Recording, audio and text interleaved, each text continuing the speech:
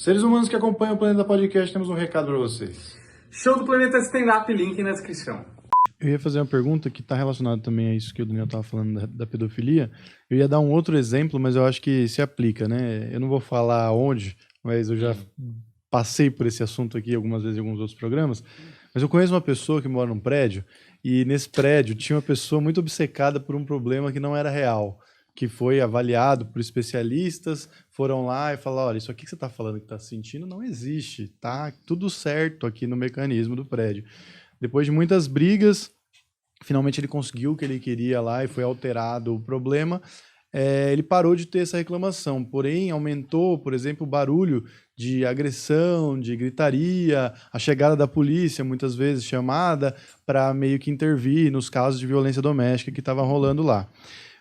Mas tem uma questão que parece que a polícia não pode entrar no prédio, e aí as pessoas ficam discutindo assim, mas será que chama a polícia ou chama um psicólogo, alguma coisa assim? E aí, eu acho que junta com essa questão do pedófilo também. Obviamente, essa pessoa tem todas as características de um neurótico, que pode ser qualquer um dos distúrbios, né? Pode ser uma característica de qualquer um dos distúrbios, e é uma bomba relógio em que em algum momento ele vai cometer algum crime, talvez contra a família dele ou talvez alguém da convivência dele ali. O que fazer nesse caso, né? Assim como o pedófilo, que 70% acaba cometendo, né? Mais ou menos isso. Uhum.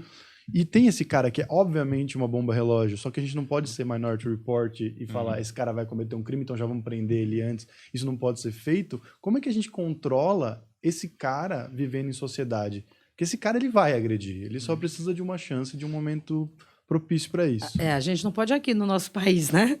Em outros países, se identificou um sinal desse, se ele for perigoso, o nível de periculosidade dele para a sociedade, você pode sim afastar ele, inclusive compulsoriamente, para um tratamento, para uma intervenção, né?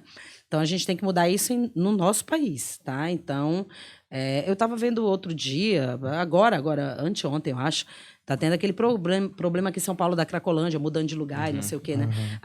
Todo mundo sabe desse problema. Tipo assim, aquelas pessoas não têm consciência se querem ser ajudadas ou não. Então, na minha concepção, tem que ser uma ajuda compulsória. Ou seja, não é prender, trancafiar, tratar mal, não é nada disso. É que a pessoa já está sem consciência, né? Para saber se eu vou ser ajudado ou não vou, tem hora que quer, tem hora que não quer. Ali se deveria fazer uma intervenção, né? Onde aquelas pessoas tinham que estar sob a custódia. Eu costumo até dizer assim, é que nem a questão do criminoso, né?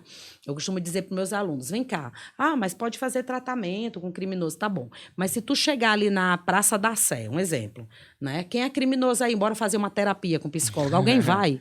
Ninguém vai. Então, a questão de identificar esses indivíduos é importante.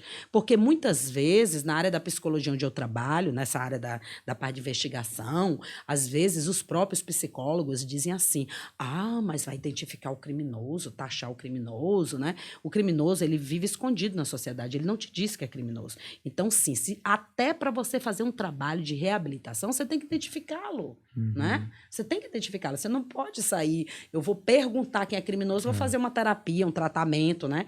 Agora, qual é o problema no nosso país? É que as instituições não são preparadas para isso. Aí é um problema, porque eu identifico, jogo numa instituição falida, problemática, que aí acaba piorando do que melhorando. Mas identificar é bom, quer ver? Tem uns estudos da carreira criminal, que também são outros estudos que a gente não faz no Brasil, por exemplo, que eles provam que se tu identificar, lá no início, delinquência juvenil, se tu identificar o indivíduo até a quinta ofensa, ou seja, até o quinto crime, tem teórico até que é mais forte, diz até o terceiro. Se tu identificar até o quinto, tu consegue reverter comportamento. Se tu identificar depois do quinto, tu não resolve mais. Aí tá aí o índice de reincidência altíssimo para a gente entender isso, tá? Então, o que está querendo ser dito, né?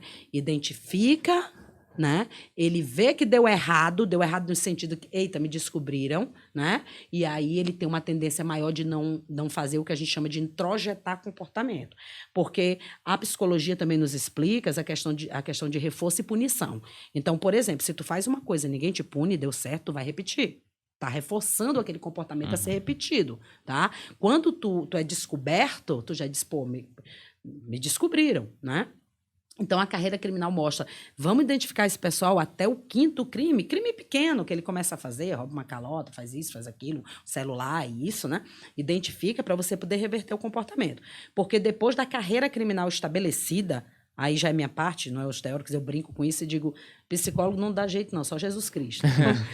Porque a gente tem que ter essa consciência das nossas limitações. Então, a própria criminologia, ela sempre fala prevenção. Né? Outras áreas, na parte física, de doenças físicas, falam prevenção. Então, a gente tem que prevenir para a coisa não chegar a um patamar em que você não consegue reverter. Não consegue reverter. É muito pesado, mas é verdade. Por exemplo, um arrombador que ele está na ativa há 5 anos, sabe quanto arrombamento, em média, ele faz por mês? 20. Faz todo dia. Todo dia, Trabalhador, toda hora, pô. trabalhador. Os caras são muito Trabalha consistentes, cara. Quando você ama o que você faz, é mais fácil. Poder né? do hábito, né? Mas cara, aí quando você vê lugares onde se faz esses estudos, você diz, caraca, o cara faz 20 vezes ao mês. Ao dia não, desculpa, ao mês, né? Eu falei ao mês, eu acho. Falou. Ao mês. Então, quer dizer, é uma loucura, cara. Aí você diz, mas qual tipos? O que é isso? Por exemplo, ele pode entrar na tua residência e levar um bujão de gás. Aí o que acontece? As pessoas, isso é simples, não denuncia, né? Só que ele vai aumentando naquela, né? Vai dando certo, ninguém pega, ninguém fala, né? E aí ele continua, e chega um momento que, não estou dizendo que é impossível, estou dizendo que é difícil, e a reincidência mostra isso, é difícil reverter o determinado comportamento, né? Os comportamentos, né? Criminosos, se a gente não tem uma visão de tentar interromper aquilo.